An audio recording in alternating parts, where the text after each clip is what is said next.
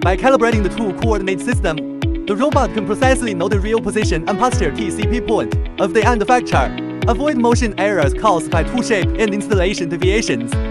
The tool coordinate system allows the operator to perform the repositioning rotation function. Let the robot perform spatial rotation around the TCP point. This enables rapid adjustments to the end effector's posture and simplifies the teaching programming process.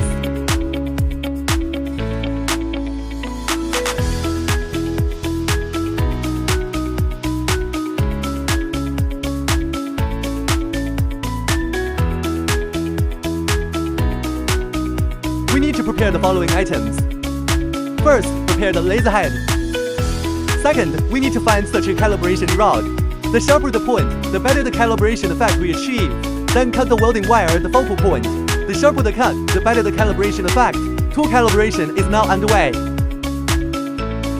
First, we open the main menu. Find Function Settings.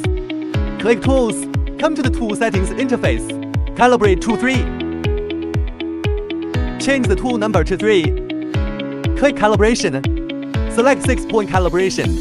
Here we can see 6 points. From P1 to P6. Adjust the welding torch to the appropriate position. Make sure the end of the welding wire is aligned with the tip. Select point P1 on the teaching device. Then click Record. The teaching device shows that point P1 has been recorded successfully. Then record point P2. Select point P2 on the teaching device. Then click Record. The teaching device shows that point P2 has been recorded successfully.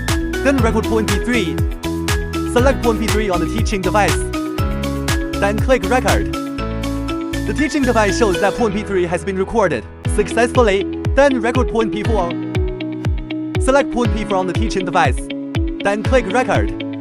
The teaching device shows that point P4 has been recorded successfully. Then record point P5. Point P5 is used to confirm the Z direction coordinates.